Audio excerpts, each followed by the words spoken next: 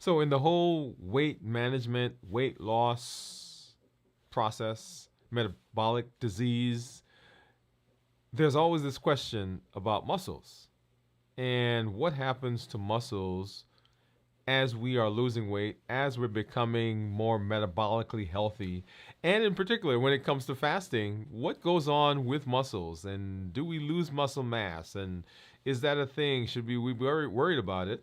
In fact, I was giving a talk tonight, and that question came up, and I thought, hey, why don't we have a conversation about fasting and muscles? Hey, this is Dr. Dwain Woode. That's Wood with an E. The E stands for endocrinology. Here on the channel, I educate, I empower, and I encourage you to take charge of your health and your life, avoid complications, and go to the next level.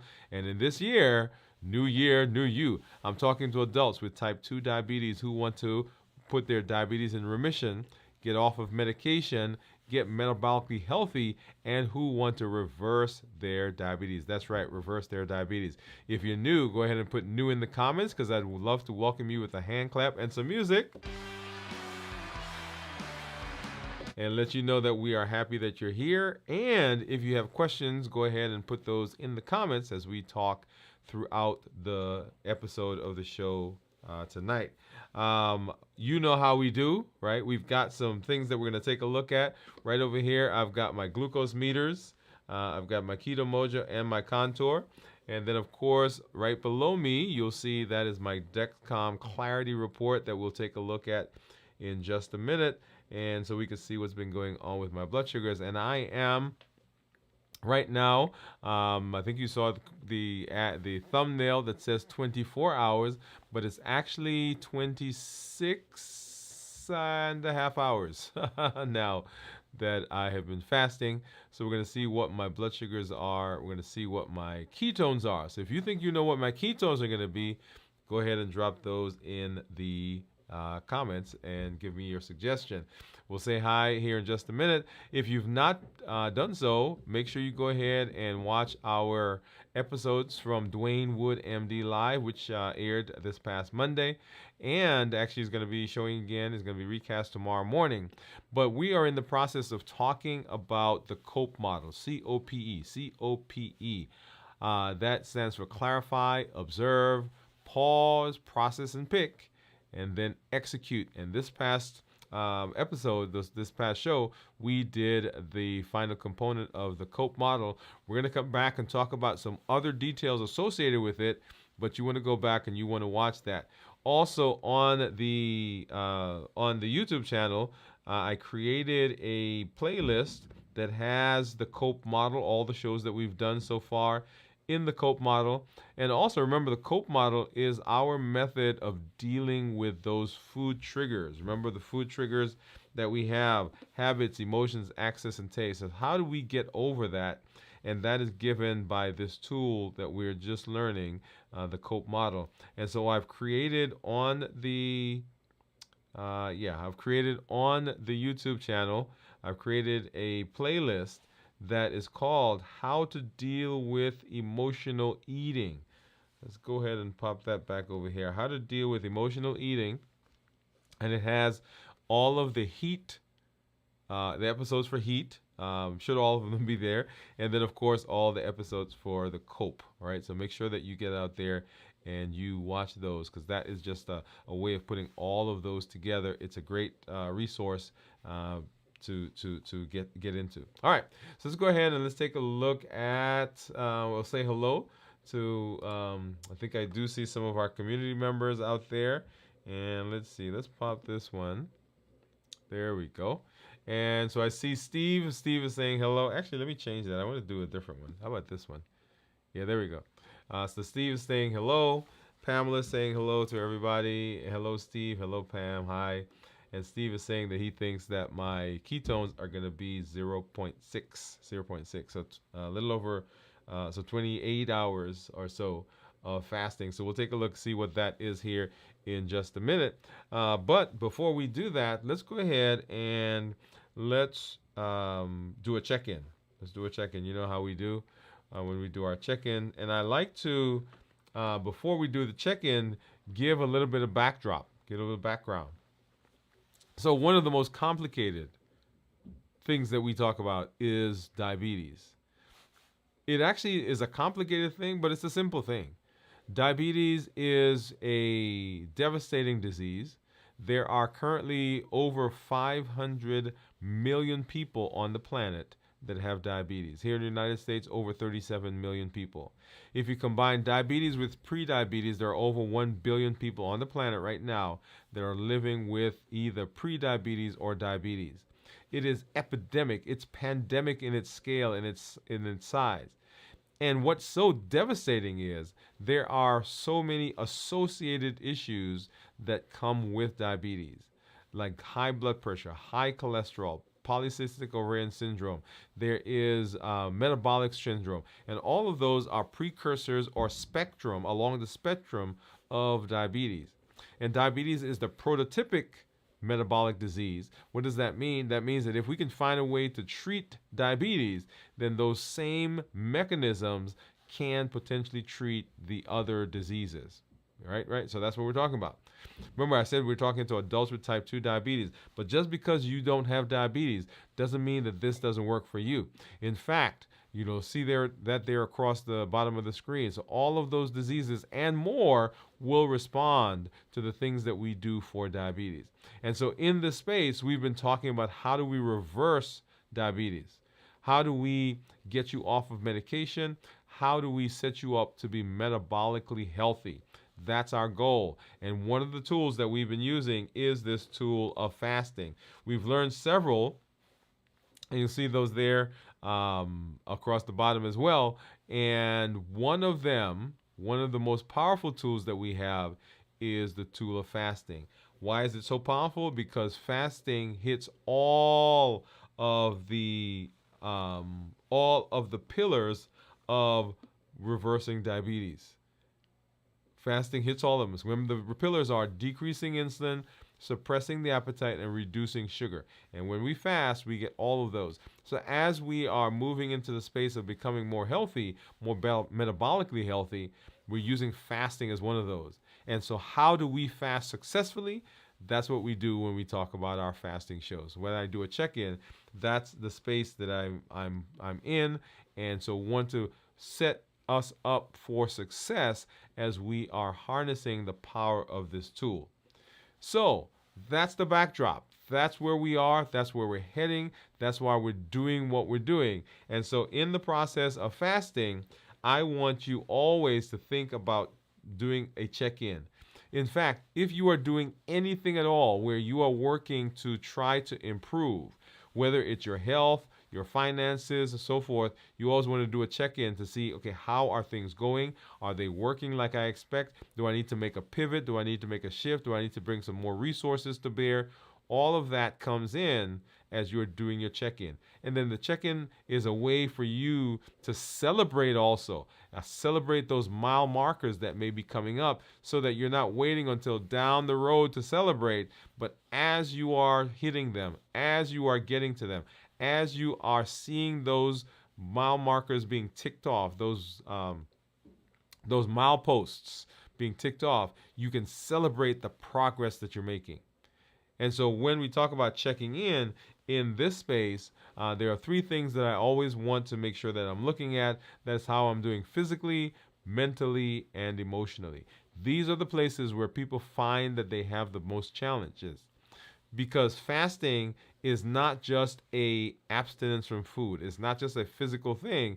It also encompasses the emotions, encompasses the mind. And so we're checking in to see how we're doing there. As I mentioned, I am a little over 28 hours into this week's fast. As you know, I typically do a 72-hour fast per week. Last week, we did a 96-hour fast, and I've encouraged everyone that can to once a week go through and do a fast for 24 hours. In fact, that was one of our challenges when we started the whole process, right? So 24-hour fasting once a week. And most people should be able to do that. You want to start slow. If you currently don't fast at all, don't just hop up and say, I'm doing a 76, 72 hour. You want to make sure that you're working your way up to that. And the first goal is to be able to get to 24 hours. That means, however, that if you're currently not fasting, say you sleep for 8 hours, then add a couple hours to that in terms of your fasting. So you're fasting for 8 hours anyway. So when you wake up, instead of eating right away, just extend that for another 2 hours. So that gives you 10 hours. So you're doing a 14-10. And when you can do a 10 hour, extend that some more. And you're doing a 12 and 12. And then extend it some more. You're doing a 10 and 14. Right? So notice what's happening. We're getting longer and longer in our fasting space. And that allows us to work our way up to be successful in our fasting at least once a week for 24 hours. Okay? All right. So let's go ahead and let's take a look at let's do our check-in. So physically, when we talk about what we're doing physically, often people will feel this, see this, experience this as a lull, as a drop, as a decrease in energy. Right? So that's what people talk about. Or they may say that I feel like I'm lightheaded or dizzy or sweaty. I'm having palpitations. And those will come particularly for people who've not been doing, if we've not done a good job of preparing for the fast. Right? So, and when we do our fasting check-in, we'll talk more about that. But if you don't prepare well for the fast, then that will show up as a decrease in energy. Right? So fasting. So right now, I'm not feeling any of that. I'm not feeling lightheaded, dizzy, sweaty. I'm not feeling as though my energy is down.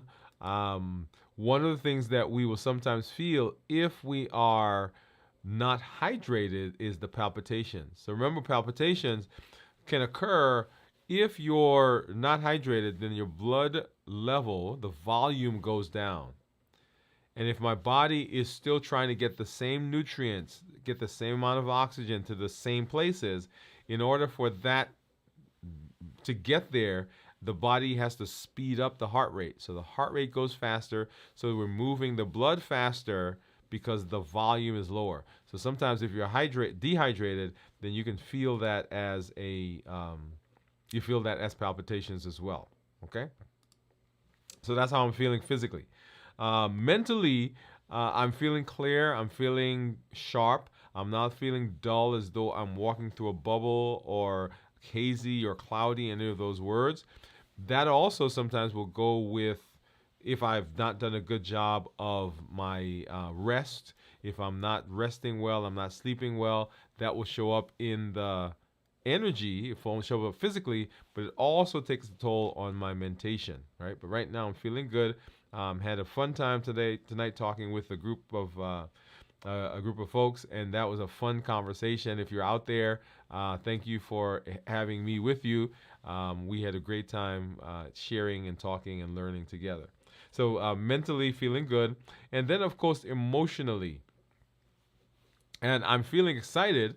I think I've mentioned to you before that whenever I am on, whenever I'm doing a live, whenever I do a talk, whenever I do a presentation, after the presentation, you can probably screw a light bulb into me and that light bulb will go on because that's how much energy I get from that interaction. And I love to hear people's questions and see the lights go on and see them make connections. And so whenever that happens, I'm excited. And so tonight we had the opportunity to do that. And so I'm pretty pumped. So if you got anything you need to run, just run a wire over here and plug it into me because we're a little wired. Okay. All right, and then let's go ahead and let's hop over and let's take a look at what my blood sugars are doing. And you saw one of those earlier.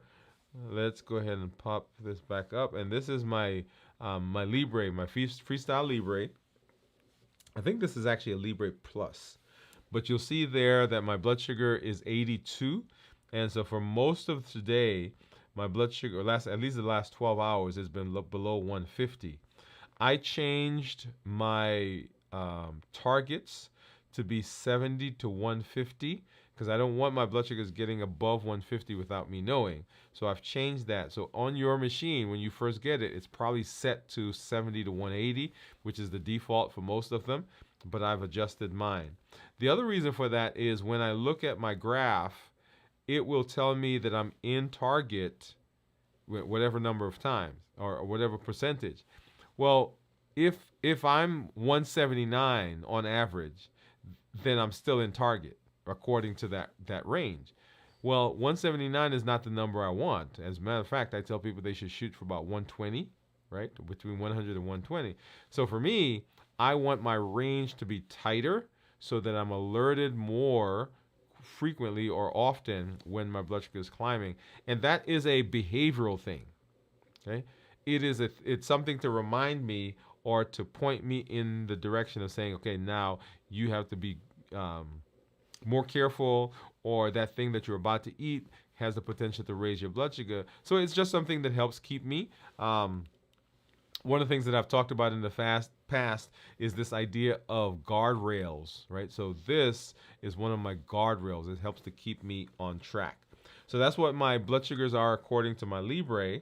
And then if I go over here to my Dexcom, you'll see a similar graph as the blood sugar over the last 12 hours has been there. And this one I can actually put my finger on the graph itself, and you can see what my blood sugars have been running. So 90 now, and then 90, 90. So there we flipped into the hundreds right around 6 p.m., 6:40 p.m. And then going back, and all the way to about noon. And of course, if I change that to 24 hours, we can see what the blood sugars are into last evening. Okay, so we'll take a look at that some more as we look at what my monitors are or what my blood sugars are on the Dexcom Clarity. So let's hop over and let's take a look at my Keto Mojo and my Contour. And so, the Keto Mojo will give me ketones and will also give me glucose. The Contour gives me glucose. And so let's go ahead and get a strip into that. And we have this. I use this because this is the one that we use in the office. All right, pop that in. And once again, I think Steve said that he thought my blood sugars were going to be, or my ketones were going to be 0.6. So if you think go ahead and pop that in. All right, so we got the blood sugar there. And then I'm going to still go ahead and open this one as I normally do because I don't want to stick myself more than once. And I think, oh no, I think I'm out of, oh, there you go. I thought I was out. This is my little handy tray. I thought I was out of the Lancets, the ones I like.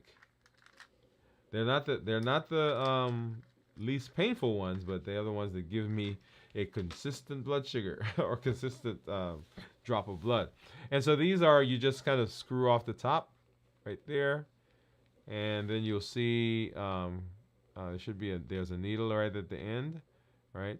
And this typically goes into a lancing device, and you press the button and it pops it up and it gets you a finger stick. So I usually just take this and I find a finger, and I use the same one often because it well, I guess it gets calloused a while and doesn't hurt as much. But sometimes when it doesn't hurt as much, that means that you're not getting a deep enough prick. And so I'm gonna go ahead and I just pop these in, and that hurts. So I think I'm gonna get a good drop, hopefully. Okay, let's go ahead and yep, there we go. So it's actually smaller than I thought it would be. Okay, so I got that in, and we can see what that is. And then here's my Contour. And while those are running, so 91 for my Keto Mojo. And while those are running, I'm going to get another drop of blood. Okay, so 93, 91. And then my Dexcom, I think, was 90. Yeah. So all three of these are close to each other. And then the odd man out right now is the Libre. So let's go ahead and pull this strip out. Let's go ahead and get my ketone strip in. And go ahead and get that started. Okay, And of course, as I normally do, I'm going to tease you guys because I'm not going to show it to you right away. But that's all right. You'll come back and we'll take a look at what that is. Okay? All right. There we go. And so let's hop over now and let's have a conversation. Before we do that, let's go out and see, look at who's out there.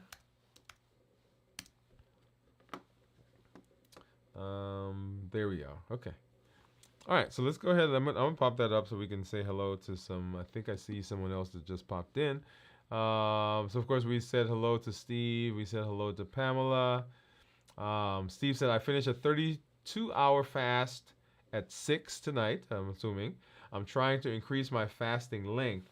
I'll eat breakfast tomorrow and attempt a longer fast. Okay, so a 32-hour fast. Yay, Steve, for you. Lightworks says, good evening all. Steve, Pam, rest of the community and family. Hey, Lightworks, how are you? Thanks for joining us. And Steve says his ketones were 2.8 this morning and it's currently 2.0. And as you know, Steve has been doing basically a 1 meal a day kind of fasting. I spent some time tonight talking about some different types of fasting with the group I was talking to tonight. And then Steve says hello, Lights, and Pamela said hello, Lightworks. All right, so let's go ahead and let's talk. Right, so fasting. Now I tell you, so I am working on my 6-pack right there, and so I'm working on the lower right pack right now. So not all 6 at one time, just the lower right one. That's what I'm working on right now. But one of the questions that people have often is what goes on with fasting as it relates to muscles, right? So does fasting cause muscles or cause muscle loss? And so that's what we're going to spend some time talking about tonight. And once again, I am a little over 28 hours in fasting in this week's fast. And so, Steve, you're ahead of me there at 32 hours. So we're going to see. He said, I'll break breakfast tomorrow and attempt a longer, right? He finished a 32-hour, and then he's going to start. He's going to eat breakfast tomorrow, and then he's going to start a longer fast. And Steve, if you don't mind, just drop in the chat. Why are you extending the fast, right? We can talk much about what to do, how do we do it, why people do it. But why are you specifically doing a longer fast? Okay, so let's talk about this.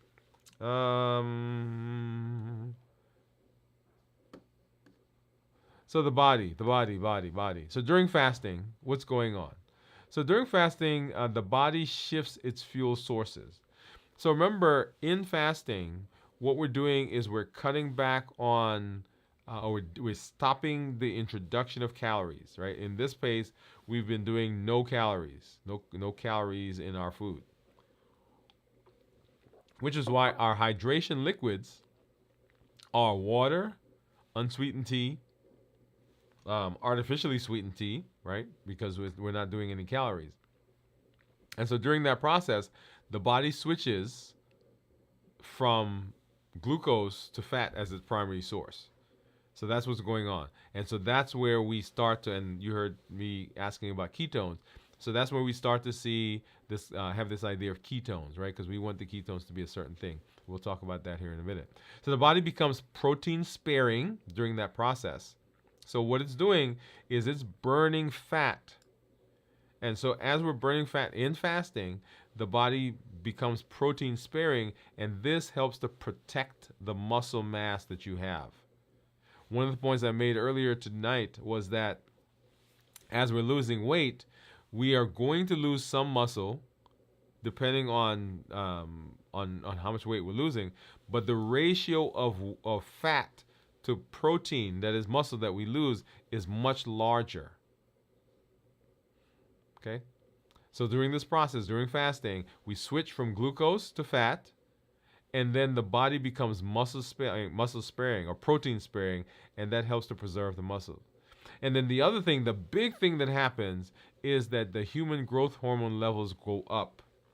Yep. So human growth hormone is the hormone that helps to protect your muscle mass.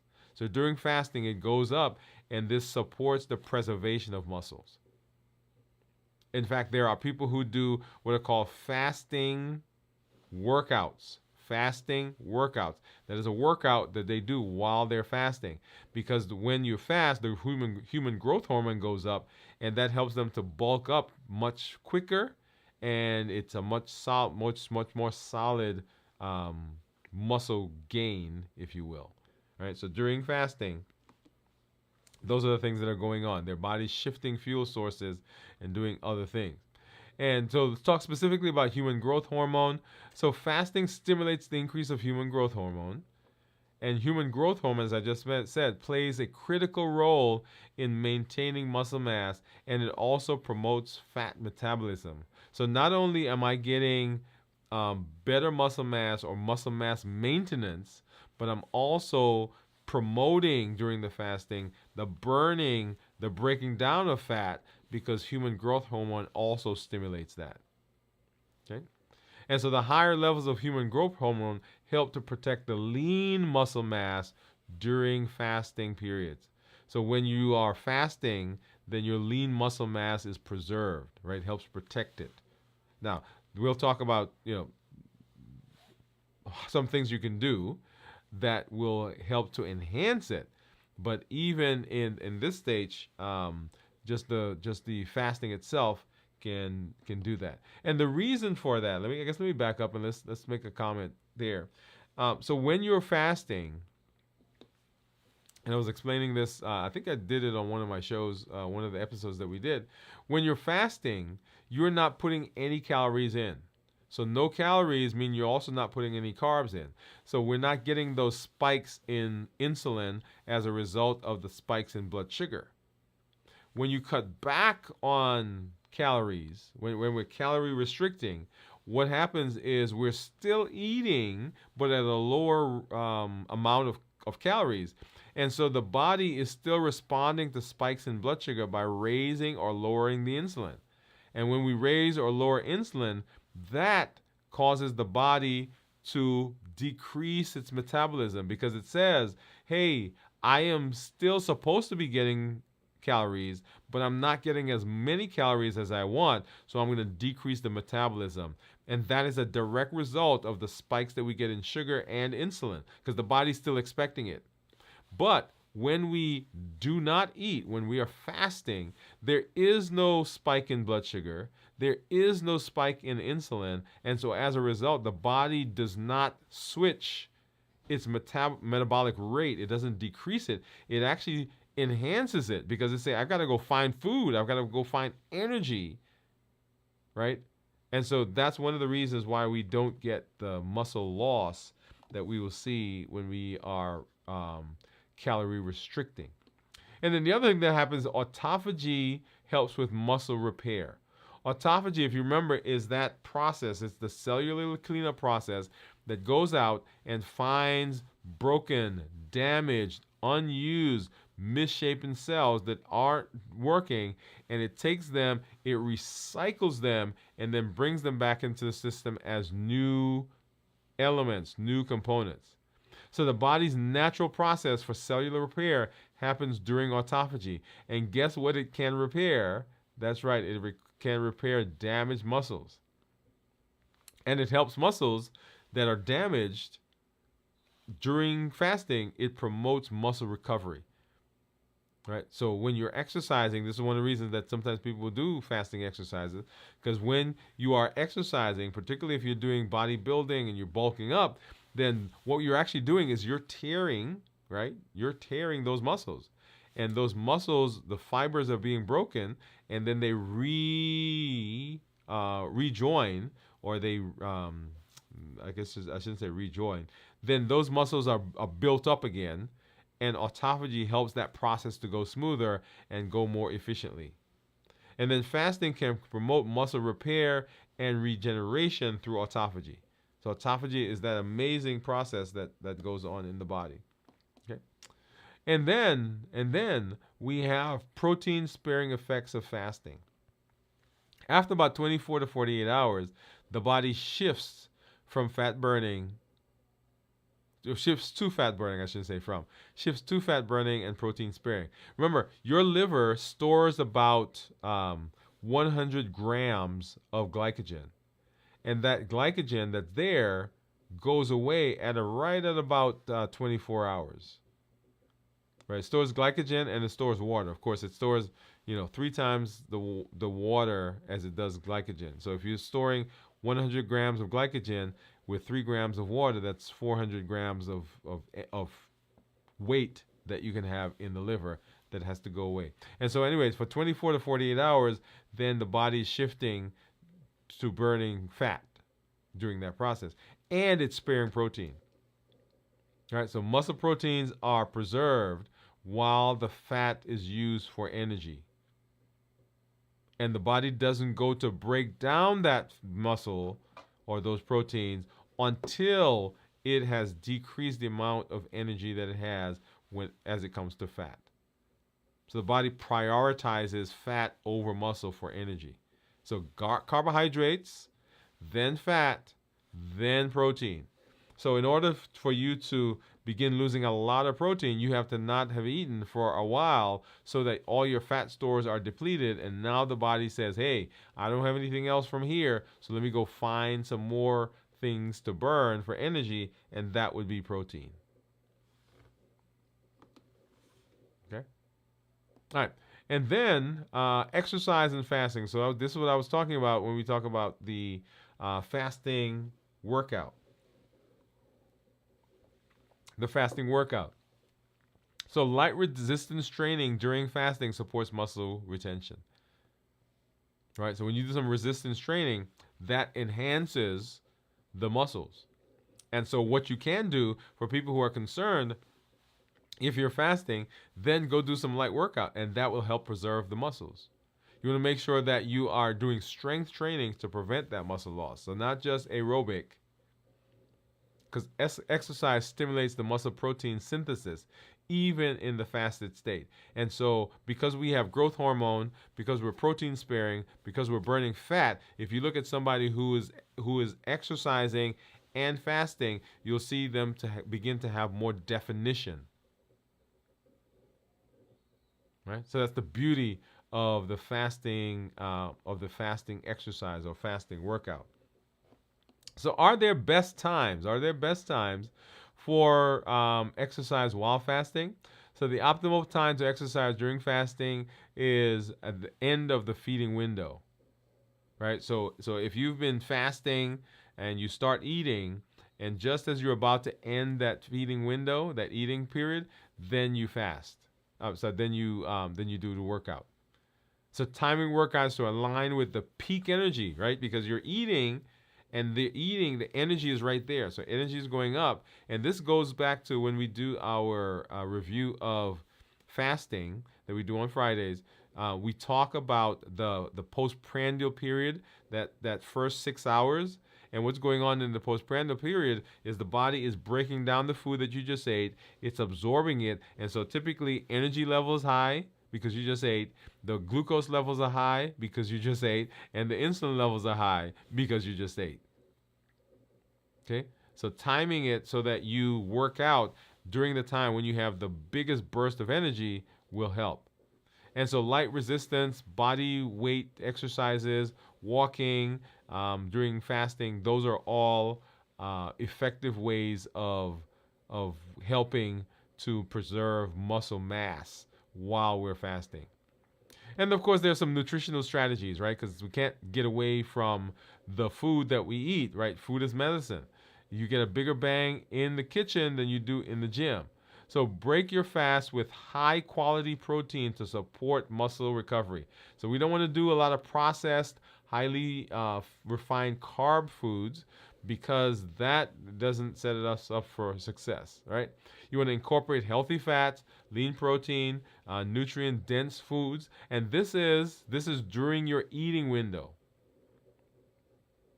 This is during your eating window. So eating nutrient-dense foods during the eating window sets you up for success during the fasting window. Because the proteins that you've eaten, the fat that you've eaten, they help to satiate you or keep you keep you satisfied longer, so that those first several hours when you get into fasting, there's not that big craving. There's not that feel like I'm missing out. There's not that feel like my stomach is hungry, so my stomach is empty, so I got to put something in it. The protein and the fat will help with that. And then you want to consider some supplements. Use some collagen, some creatine, some BCA, branched chain amino acids. These all will help to support help to support muscle preservation. So there's some nutritional things that you can do as well. So when we're feeding, right? What do we want to do? We want to be strategic in our intake of protein and healthy fats. We want to avoid overeating or binging, because some people will do that, and what they do is they basically undo the benefits that they had during the fasting. Right? I can tell you, I am guilty of that sometimes. I've done that, right? So you get so caught up in the process of eating, breaking the fast, or if you didn't plan well. We talked about this in our one of our check-ins. If you didn't plan well, you just grab whatever's there, and the thing that you break the fast with is the thing that you tend to eat for the next 24 to 36 hours. So if you're breaking the fast with high carb, high processed foods, that's what you're probably going to eat, because your body is craving it. Now you've stimulated the appetite, and so that's what you're going to go for. Okay. So you want to avoid overeating. You want to avoid binging. You want to focus on nutrient-dense foods. And then gradually refeed. Gradually refeeding helps rebuild glycogen stores and supports muscle repair. Right? So we always want to do what is safe and what's best for us. And then so in summary, right? Fasting and muscle preservation. So fasting does not inherently lead to muscle loss. The body shifts from fat metabolism and protein or muscle sparing, right? So it begins to spare the muscle. And then human growth hormone, autophagy, exercise, nutrition are key components in preserving muscle mass during fasting. Right? So those are a lot of things you can do to help preserve your muscle mass. Awesome. All right. And let's go ahead and we're going to take a look at my my clarity report here. But before we do that, let's go ahead again and say hello to I see. Okay, so Pamela says hello with Lightworks. Jennifer, how do y'all? Hey, Jennifer. So Jennifer, hello, Jennifer. I hope I get into autophagy to improve my cell health. Steve is saying. Jennifer, thank you for stopping through. Just looking and always excited when our community members are here. Okay, so let's go ahead and let's take a look at my report. Okay, let's grab my clarity report, and you'll see that coming up there on the screen. And let's get my mouse turned on, and let's do this one. Okay, so you'll see on the screen there that my average blood sugar 131. This is over the last 2 weeks, and I am in target 84% of the time, which is a target of 70 to 180. And remember, I talked about this at the beginning with changing my settings to be 70 to 150, because I want to know before we get to 150 what my blood sugars are. I don't want it to get up there. I want to take care of that before then. And then my glucose management indicator is 6.4. And the glucose management indicator is a calculated value that estimates what the system thinks that my A1C would be. So based on the numbers that I'm getting from the continuous glucose monitor, it estimates what my blood sugar will be, or my A1C would be. And sometimes I get questions from people about why there's a difference between what the actual A1C is and what the glucose management indicator is, and it's simply because it's a calculated value. Like a lot of the continuous monitors, they get blood sugars every 5 minutes. Well, during the 5 minutes when it didn't get it, that is included in the A1C when we check real blood. So you're getting more denser group of representation of blood sugars, whereas with the glucose management indicator, which is an estimate, which is a calculation, you're not getting as many blood sugars. Okay. All right. So let's get back over there. And so what we're taking a look at now is what my monitor is showing. Okay. And so if I changed to 14 days, sorry, 90 days, you see my average there is probably about 130, 134 is what my blood sugar average is for the last 90 days. I am in target 87% of the time. That's 70 to 180. And my glucose management indicator is a little higher, 6.5 versus 6.4. And then if I go ahead and we're going to take a look at the daily graphs to see what my blood sugars have been running.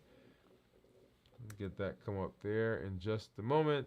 And so I started fasting right in here yesterday.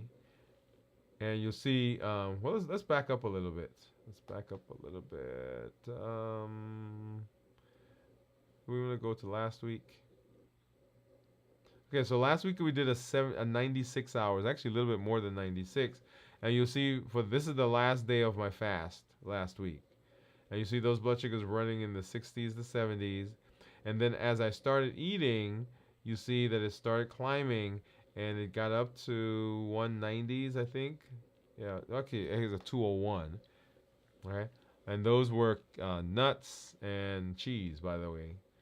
And then into Saturday, and then we started eating Saturday afternoon, and so we're up in the 200s. Comes down nicely into the 130s, and then on Sunday, I think this was cookie. These were cookies right here. Yeah, I think those were cookies that caused that hump. And then on Monday, started fasting right in here. And so blood sugar was like 120, 128. And then 24 hours later, which is today, then we're 97. So 128 to 97, which is great, right? Because we want that blood sugar to continue going down. And so we'll see what that blood sugar is as we continue to fast into tomorrow. And so now let's take a look at ketones. And I think Steve had said, let's see, where are we? Steve said, yeah, I can't get to my thing, right? So Steve says 0.6, I think is what he said, 0.6. And so let's go ahead and take a look at what my blood sugars are, or my ketones are. And to do that, let's hop over. We're going to take a look at this guy. And let me go ahead and actually let me get out of this for a minute.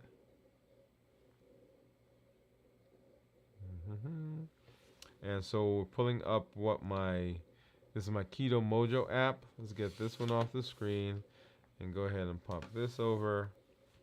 And so here is my Keto Mojo. Let's go ahead and turn that on. And let's go ahead and get it synced. And we're pulling in, and drum roll, please. All right. And, oh, wow. Steve, look at that.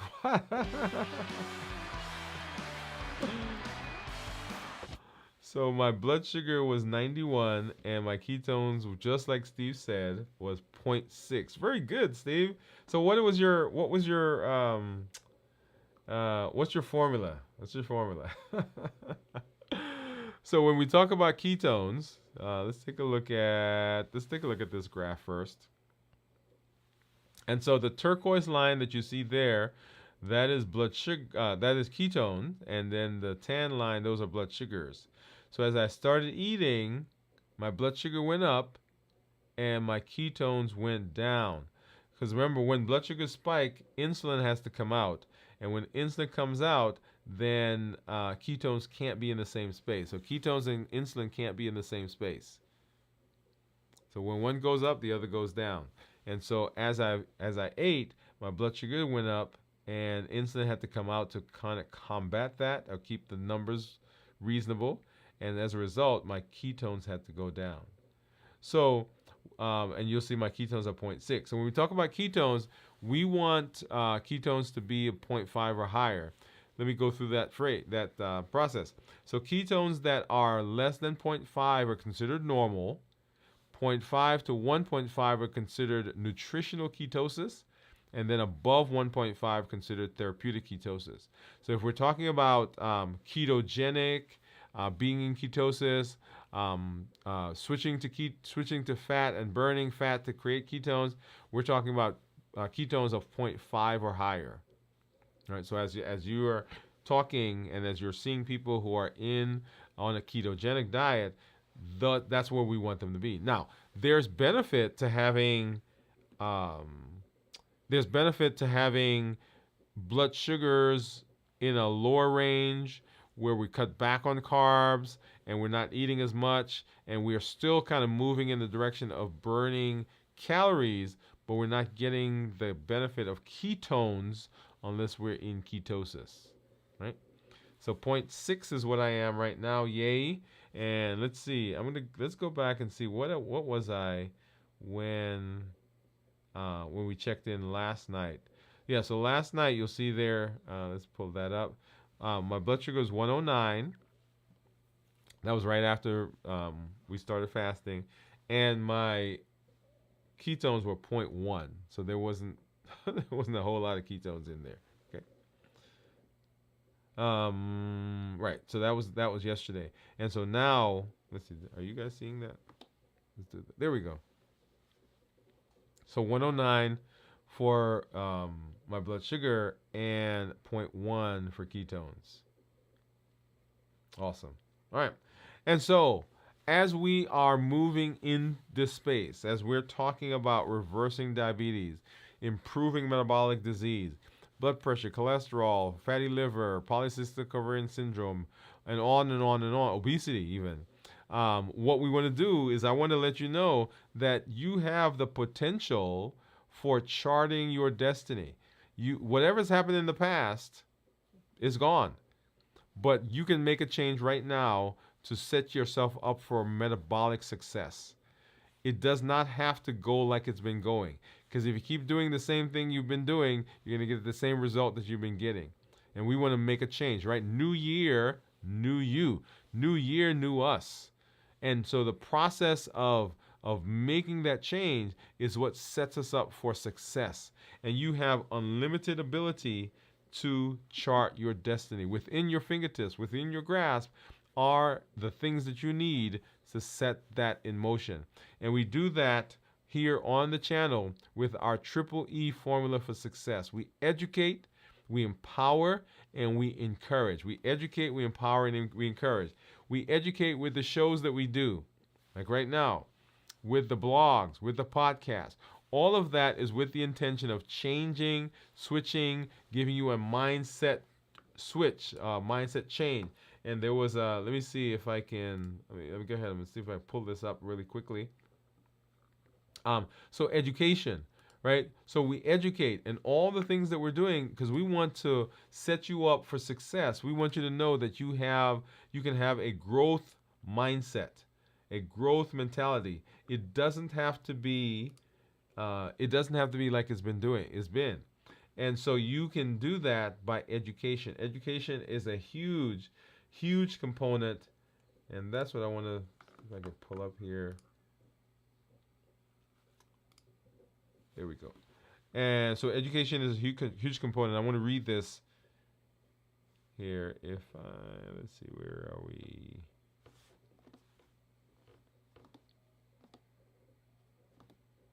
Okay. Let's get back. Yeah, here we go. So education, right? So we educate, right? So to grow, we must first learn. To grow, we must first learn. Through education, we build a foundation of knowledge that enables us to see beyond our current limitations and expand our possibilities. That's what education does. Education helps us to build a foundation so that we can look, we can see beyond where we are, and to know that we have possibilities. We have unlimited possibilities, right? We can expand our possibilities. So we educate, and then we empower. And empowerment, so knowledge comes alive when we gain the tools to use it. If it's on paper, it's just on paper. It's just knowledge. It's some stuff you learn. But when we get those tools, then we are giving life to the things that we've learned. So empowerment is about acquiring the resources and skills necessary to take bold, transformative action in any area of our life. Here, of course, we're talking about our health, but it can be expanded to other areas. So we educate, we empower, and of course, we encourage. We are stronger together. We're stronger together. Encouragement comes from surrounding ourselves with a community that lifts us, holds us accountable, and keeps us motivated through our journey. So that's the benefit. That's the power. That's the ability to access at your fingertips those resources, access the potential that's there that will set you up for success. So unlimited power, unlimited potential is what you have access to. So we educate, we empower, and we encourage. And you are a huge part of the community that we're building. That encouragement, yep, you're in there. You're in there. And remember that we have some things that will try to push us off of our eating plan. And they are given by these triggers. The triggers, habits, emotions, access, and taste. The habits that we form, the routines that we go through. Not because we're hungry, but just because. Because it's lunch. Everybody's going to lunch, so I'm going to eat even though I'm not hungry. Or I want to eat even though I've said I'm going to be fasting. But those social cues. We go to the movies and we eat popcorn just because that's what we do. Somebody comes over to visit and we have coffee and we have a muffin. Why? Just because we do. We're socializing. So we eat because of habits. We eat because of emotions. When we're angry, when we're lonely, when we're tired, when we're frustrated, when we're bored, when we're sad, even sometimes when we're happy. And I think of the emotions kind of like a roller coaster. The roller coaster is moving, and when that car gets to the top, it doesn't matter what you do. You can yell, you can scream, you can shout, you could jump up and down. Guess what's going to happen? That car, that roller coaster car, it's coming down the other side. And so when your emotions get so high, when they get so tight, when they get so intense, then they will push through the decisions you've made. We've talked about the amygdala, right? That primitive brain that's responsible for your survival. When it gets hijacked, when it hijacks the process, the system, then what you decide is going to get plowed over by the emotions. And so our goal is to make sure that emotions don't get that high so that we don't have to, plow through what we've decided. And then, of course, access. Access is your environment. What do you have around you that is a trigger? There are certain things that I have that I know are triggers, and I can't bring them in the house. I can't bring them in the house, y'all. A couple of weeks ago, we did a check-in. Was it this week? We did a check-in where I told you the things that I bought because they were on sale. Not a good reason. Not a good reason. And not a good... that was not a good eventuality. Okay? So we eat because of access, because things are right there. You walk by a coworker's desk and they have some candy, you grab one. Not because you're hungry, but just because. You walk out of your study, you walk out of your room and you go into the den, to the kitchen. Or walking by the kitchen, you see that bowl of fruit. Or you go into the pantry, you go into the refrigerator, and you get something because it's there. Not because you're hungry, but just because it's there. And then we eat because of taste. Habits, emotions, access, and taste. And the taste has to do with the bliss point, that perfect combination of sugar, salt, and fat that the manufacturers put together so that when you eat that, you can't just have one. You say, oh, okay, I got to have some more. And remember, we're not usually chasing the food. We're chasing what the food did for us or does for us, the memory that it brings back. of that time when we went to that place and we ate that thing and we felt that way. We felt so good. Or the calm that that chocolate brings over you. Or that mindset, that space that it puts you in. So we're chasing the buffering behavior. That's what that's called. The thing that is removing us from feeling what we're feeling. We're buffering. So we eat because of habits, we eat because of emotions, we eat because of access, and we eat because of taste. And then remember our pillars for reversing diabetes. We decrease insulin, we suppress the appetite, and we reduce sugar. And fasting is a powerful tool for doing that because it allows us to hit every single pillar with fasting. That's the beauty of it. That's the power of it. And then our call to action is this. When you come, when you're in the space, when you show up, when you watch the videos, when you are part of our audience here, or part of our community, I want you to make sure that you are saying what's going on, right? Claim your seat. Say, I'm here. Right? I'm here. Do the challenges. Every month we have a challenge that sets us up for success.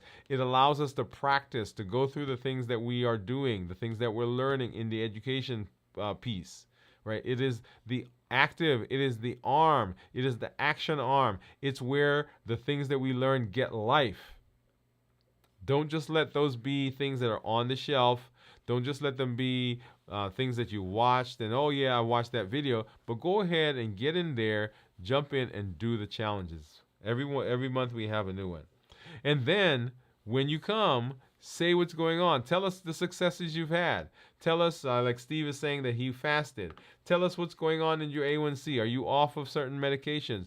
Has your blood sugar improved? Has your weight improved? All of that, when we see you can do it, then we know that we can do that as well. When you are having challenges, share that with us as well so that we can rally around you so that you know you're not alone and then we know that we're not alone because we are all a community. And then invite a friend. Over 1 billion people on the planet with diabetes or pre-diabetes. You can be the voice of change in your community, at your doctor's office, in your home, in your surroundings. You can say, hey, we don't have to keep doing it like we've been doing it. We don't have to keep having heart attacks. We don't have to keep having amputations or go on dialysis or any of the things that are associated with it. We can make a change right now. Send somebody a link and say, come, let's go watch this together. Just like we have the playlist that we did for the how to deal with emotional eating, right? That's a great one to start with. That's a great one to look through. That's a great one to begin dealing because most of us, and I think I asked last time we checked in, most of us, we struggle with food and emotions. If we go back to that heat model, I have 3 of them: emotions, access, and taste. That's what I struggle with. Habits, not so much, but those 3, oh yeah. Okay? That's what we do. And so make sure that you're coming, make sure you are saying what's going on, make sure you're sharing in this space because we would love to say that we're proud of you because we are, and love to know that you're having good success. As always, I am excited to be with you, excited to be in this space. Exciting to see our community that's out there. If you've not done so as yet, remember we have our community meetup, which is happening on the 31st of this month. If you have the Zoom link, go ahead and sign up if you've not done that yet. I know there's several of you who have signed up. And let me go ahead. I'm going to put that in the chat right now. So if you've not signed up yet, here it comes. Okay, here it is. So here is that's the Zoom link to sign up for our community meetup, and it's going to be 7 o'clock on the 31st. We do that on the third Thursday of every month. We have to change it this month because I'm doing some things with the family, but we will be doing that. And during that episode or during that meetup, we'll be sharing some of my blood work that we had done a couple weeks ago. As I mentioned, I saw my physician this past week, and I was excited. He was excited. We had some great conversation around what's going on in my life and in my health metabolically. And then, of course, there are the playlists that you'll see coming across there, and those you can share with your family, with friends. You can watch them together. I am once again excited that you are here, that I was able to come in and spend some time with you.